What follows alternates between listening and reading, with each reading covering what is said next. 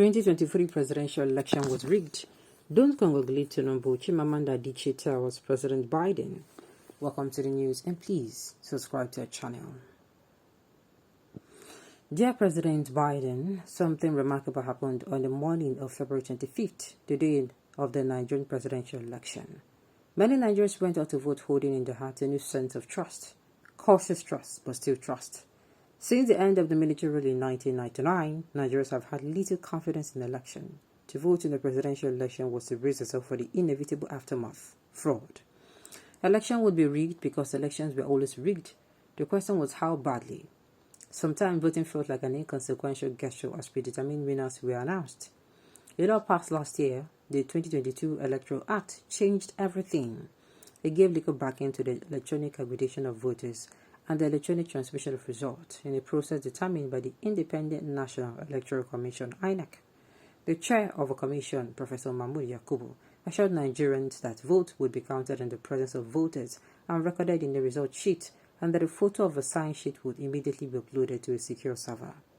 When rumors circulated about the commission not keeping its word, Yakubu firmly rebutted them.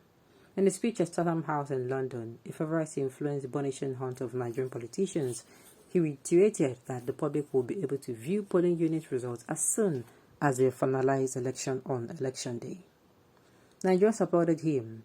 If results were uploaded right after voting was concluded, then the ruling party, the All Progressive Congress, which has been in power since 2015, will have no opportunity for manipulation. Technology would redeem Nigeria's democracy. Results will no longer feature more votes than voters. Nigerians will no longer have their leaders chosen for them. Election would finally capture the true voice of the people. And so, trust and hope were born. By the evening of February 25th, 2023, that trust had dissipated. Election workers had arrived hours late or without basic election materials. There were reports of violence, of a shooting at a polling unit, and a lot of political operatives stealing or destroying ballot boxes. Some law enforcement officers seem to have colluded in voter intimidation. In Lagos, a policeman stood idly by as an APC spokesman to threaten members of a particular ethnic group who he believed would vote for the opposition. Most egregious of all, the Electoral Commission reneged on its assurance to Nigerians. The presidential results were not uploaded in real time. Voters, understandably suspicious, reacted. Videos from polling units show voters shouting the results should be uploaded right away. Many took cell phones photos of the result sheets. Curiously, many polling units were able to upload the result of the House and Senate election, but not the presidential election. A relative who voted in Lagos told me we refused to leave the polling unit until the INEC staff uploaded the presidential result. The poor guy kept trying and getting an error message. There was no network problem. I had internet on my phone. My bank app was working. The Senate and the House results were easily uploaded. So why couldn't the presidential results be uploaded on the same system? Some electoral workers and polling units claim that they did not upload the result because they did not have a password. An excuse the voters understood to be subterfuge. By the end of the day, it had become obvious that something was severely amiss. No one was surprised when, by the morning of the 26th, social media became flooded with evidence of irregularities.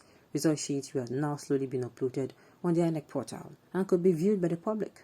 Voters compared their cell phone photos with the uploaded photos and saw alterations. Numbers crossed out and rewritten. Some originally written in black ink had been written in blue. Some blatantly weeded out with Tipex. The election has not been only rigged, but done in such a shabby manner that it insulted the intelligence of Nigerians. Nigerian democracy had long been a two-party structure, power alternating between the APC and the People's Democratic Party. Until this year, when the Labour Party led by Peter Obi became a third force.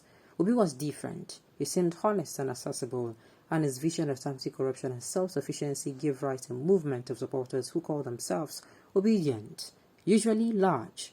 A enthusiastic crowd turned up for his rallies. The All Progressive Congress considered him an upstart who could not win because his small party lacks traditional structures. It is ironic that many major supporter result sheets showed votes overwhelmingly being transferred from the Labour Party to the APC. As vote counting began at INEC, representatives of different political parties, except for the All Progressive Congress, protested. The results being counted, they said, did not reflect what they documented at the polling unit.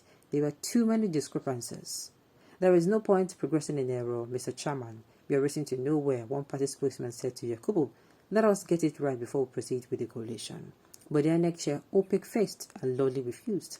The counting continued swiftly until at 4:10 a.m. on March 1st, the ruling party's candidate Bola Tinubu was announced as president-elect.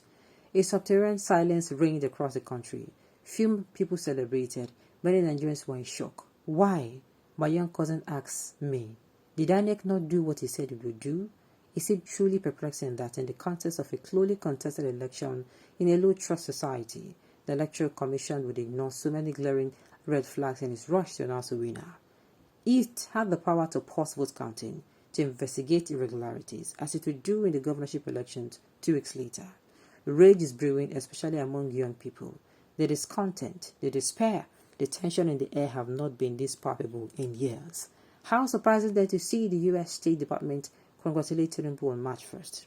We understand that many Nigerians and some of the parties have expressed frustration about the manner in which the process was conducted and the shortcomings of technical elements that were used for the first time in the presidential election cycle. The spokesperson said, and yet the process was described as a competitive election that represents a new period for Nigerian politics and democracy. American intelligence surely cannot be so inept. A little homework and they would know what is manifestly obvious to me and so many others. The process was imperiled not by technical shortcomings but by deliberate manipulation. An editorial in the Washington Post echoed the State Department intent, if not in effect, in an oddly infantilizing tone as though intended to mollify the simple-minded. We are told that the officials have asserted that technical glitches, not sabotage, were the issue.